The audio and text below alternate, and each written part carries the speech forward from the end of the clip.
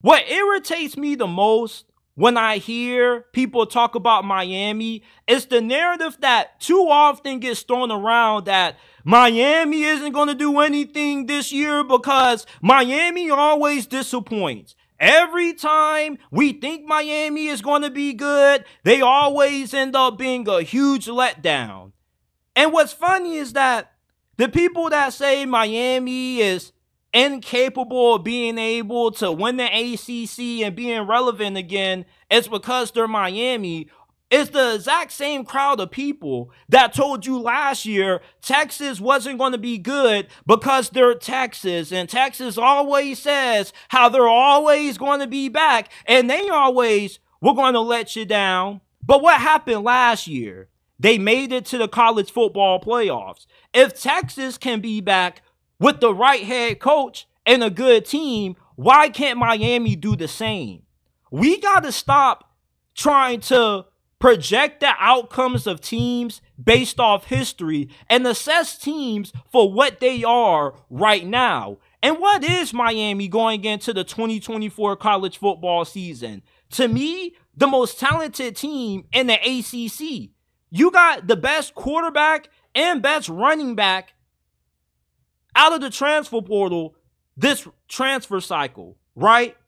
And Cam Ward easily should give Miami their best quarterback play that they've had since the early 2000s with Ken Dorsey and even the 80s and 90s.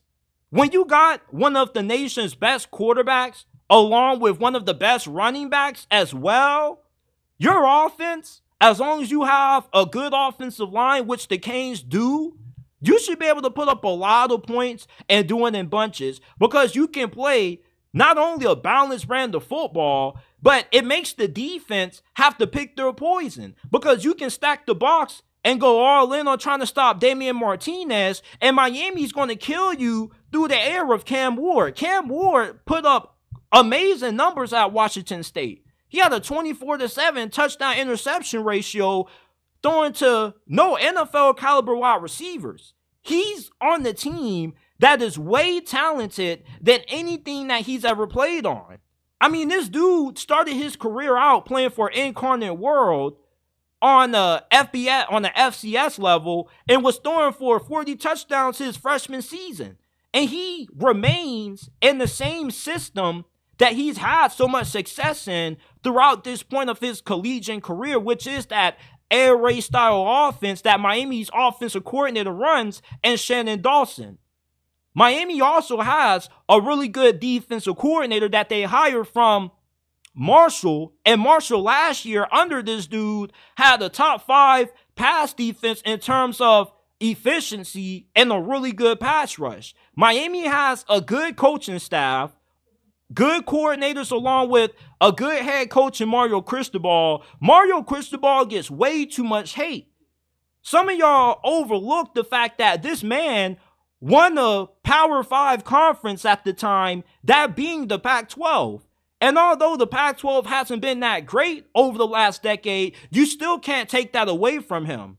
Because there's no telling if any other head coach could have done that. He also does a really good job of player development. He's gotten a lot of guys to the NFL in the first round and the later rounds of the draft. And with the team that he has this year being loaded up front, on the line of scrimmage, on the defensive line and offensive line, this is one of the most complete teams that the Canes have ever had.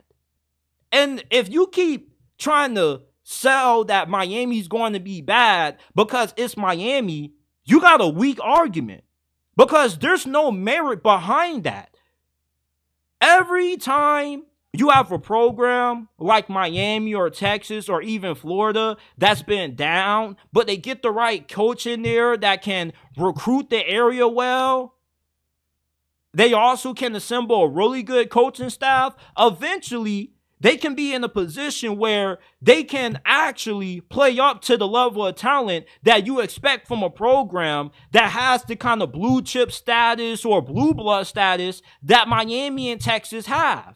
Miami this year is what Texas was last year. People want to believe in them because you think about what they used to be and you think about where they're located in terms of location-wise, with their access to recruiting in the South Florida area, if you can keep some of those guys in state, which Miami has been able to do, and you can develop them, that can increase your chances of being able to not only win the ACC, but to be able to make a run in the college football playoffs. A lot of teams that win national championships, they have Florida talent on their roster. Mario Cristobal has been able to do that. Steve Sarkisian was able to recruit well at Texas. That's why Texas made the run that they did last year. And the ACC is not that good. Florida State is going to be down. And Clemson, we don't know about them.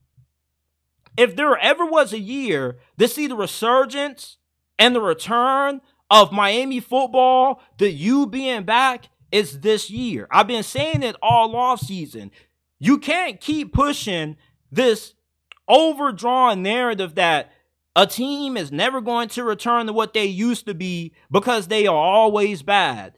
Teams are always capable if they make the right head coaching hires and they can do a good job of building up a program through player development and recruiting.